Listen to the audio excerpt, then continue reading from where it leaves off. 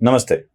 मैं हूं सुशील कुलकर्णी। आप देख रहे हैं एनालाइजर न्यूज इंडिया। आज कुछ ऐसे तथ्य आपके सामने रखने जा रहा हूं जिन तथ्यों को देखकर आपका दिल भी कांप जाएगा। लगने लगेगा कि हम क्या मनुष्य प्राणी हैं या सिर्फ मनुष्य प्राणी से मनुष्य हटाकर प्राणी बच गए हैं। दोस्तों, ये खबर न तो मीडिया देगा, न टीवी मीडिया देगा, न भारतीय राजनीतिक दलों को इसकी फिक्र है। आए दिन मोमबत्ती लेकर रास्तों पर उतरने वाले या मानवता की दुहाई देने वाले लोगों में कभी इसके बारे में बात भी होगी कि नहीं होगी, मुझे पता नहीं है। मैं ये भी जानता हूं कि ऐसे विषय को लेकर जब भी मैं आपके समीप प्रस्तुत होता हूं, तब आप इसको कितना महत्व देते हैं। आप इसे देखना भी पसंद नहीं करते हैं। यही है दोस्तों मानवता की असली असलियत। दोस्तों, हो क्या रहा है दुनिया में? जब भी कोई गलत चीज होती है, खास करके भारत में होती है, कश्मीर में एक भी रेप होता है, तो मोमबत्ती लेकर और मानवता की क्रूर चेष्टा कहकर लोग इसके खिलाफ खड़े हो जाते हैं। मणिपुर की हिंसा को लेकर भी ऐसे ही किया गया। मणिपुर की नग्नावस्था में निकाली गई रैली को देखकर या उस पीड़िता को घूमता हुआ देखकर कई लोगों की, कई अपने यहाँ के वामपंथी या निधर्मी लोगों का दिल कांप गया था और वो इसके खिलाफ खड़े हो गए थे। कई बार ऐसे होता है कि कुछ घटनाओं को हम देखकर भी अनसुना कर देते हैं। मैं पहले आपको एक ट्वीट दिखा रहा हूं जो इजराइल गवर्नमेंट की ओर से आधिकारिक तौर पर किया गया है। अब देख लीजिए ये ट्वीट, और साथ ही साथ इस ट्वीट में दिखाए गए फोटो भी मैं आपको दिखा रहा हूं। एक फोटो में इतने नहीं बैठ सकते, इसलिए छोटे छोटे फोटो को करके 2 बार इकट्ठा किया गया है और लगभग 42 महिलाओं के, छोटे बच्चियों के, युवाओं की यह तस्वीरें हैं। यह तस्वीरें है इजराइल इस देश की बच्चियों की जो अब तक पाई नहीं गई है। 2-3 दिन हुए हमला शुरू होकर, 2-3 दिन में ही इजराइल की लगभग 42 बच्चियों को उठाकर ले जाया गया है। क्या हुआ है इनके साथ? क्या बलात्कार एक शस्त्र बन गया है? क्या महिलाओं को उठाकर ले जाकर उन पर बलात्कार करके उनके साथ क्रौर्य भरी बातें हो रही है?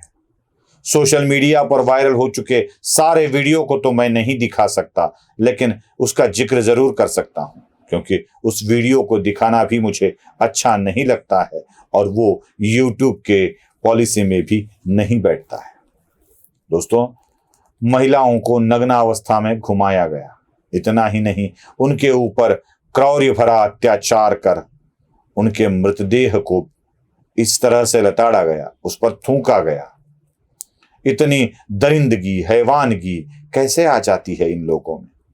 क्या इसी गाजा पट्टी के लोगों को बचाने की बात हमारे भारत के कुछ लोग कर रहे थे? क्या गाजा पट्टी और इजराइल का संघर्ष 2 मनुष्य जातियों के बीच नहीं, बल्कि भिन्न भिन्न धर्मों के बीच है, और एक धर्म का हमें सम्मान करना है और एक धर्म की तरफ देखना भी नहीं है, इसलिए हम इसके बारे में बात भी नहीं करेंगे? ये क्रौर्य की परिसीमा दिखाते वक्त एक वीडियो तो मैं आपको जरूर दिखा सकता हूं। नोवा आर्गमनी, यह एक लड़की है जिसकी फोटो आप देख रहे हैं। वो अपने दोस्त नतन के साथ गई है एक उत्सव में सहभागी होने के लिए। जू लोगों में एक उत्सव होता है, एक त्योहार होता है, सुकोट जिसका नाम होता है, और इस त्योहार के वक्त लोग बड़े आनंद और हर्षोल्लास के साथ पार्टियां करते हैं, मजा करते हैं। गाजा पट्टी से समीप इसी एक उत्सव में सहभागी होने के लिए गई नोवा आर्गमनी अपने दोस्त के साथ, अवी नथन के साथ गई थी।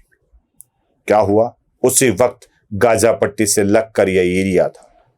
दोस्तों, सीमाओं की बात की जाए तो भारत पाकिस्तान या भारत बांग्लादेश या भारत या अन्य देश की सीमा के साथ हम इजराइल या और गाजा पट्टी की सीमा की तुलना नहीं कर सकते हैं, क्योंकि वहां पर की सीमाएं इतनी सटकर होती है कि एक जगह एक बस्ती और एक तार फेंसिंग, वही सीमा, उसके बाद देश शुरू।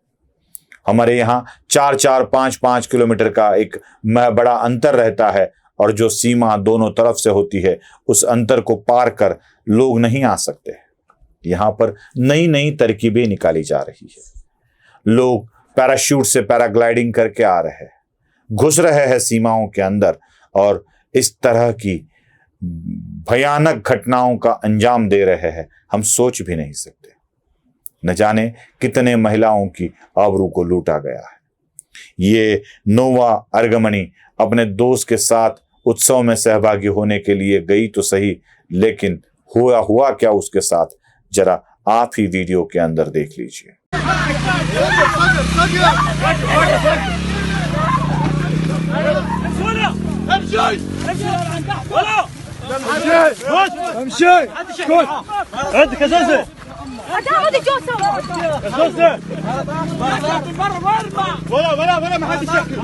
बस कुछ सेकंड्स का ये वीडियो हमारे रोंगटे खड़े कर देता है। न जाने उसके साथ क्या हुआ होगा, यही एक सवाल मन में निर्माण होता है और रात भर नींद भी नहीं आती, ऐसी ये भयानक घटना है।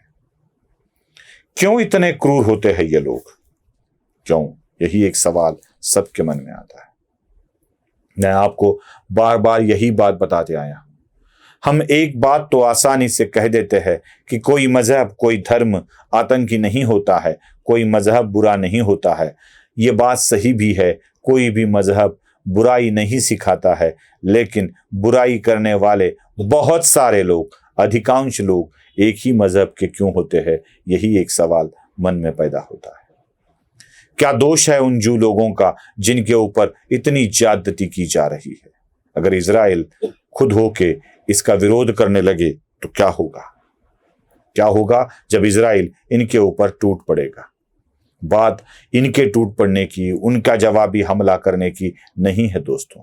बात वह है जो हमें सोचने पर मजबूर कर देती है।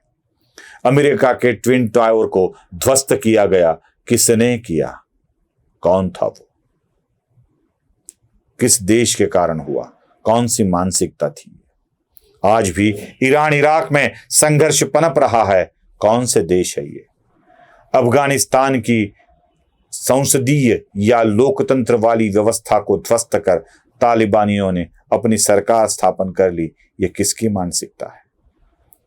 रशिया जैसे खंडप्राय देश को क्षतिग्रस्त किया गया, टुकड़े टुकड़े किए गए।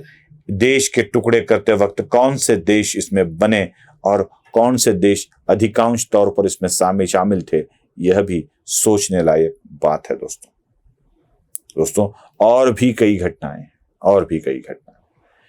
पूरे दुनिया का नक्शा आपके सामने रखिए और जहां जहां भी अशांत क्षेत्र है, उस अशांत क्षेत्र पर जरा डॉट करके देखिए वो देश कौन से है। चाहे ईरान हो, इराक हो, कुवैत हो, पाकिस्तान हो, अफगानिस्तान हो, बांग्लादेश हो, म्यांमार में हो रहे संघर्ष हो, अमेरिका पर का ट्विन टावर का हमला हो या रशिया का हुआ विभाजन हो, भारत में जम्मू कश्मीर हो, मुंबई में भिवंडी हो, मुंब्रा कड़वा हो, महाराष्ट्र में मालेगांव हो, मेरे छत्रपति संभाजी नगर शहर का एक एरिया हो, परभनी जैसा शहर हो, कहीं भी यहीं पर दंगे क्यों होते हैं?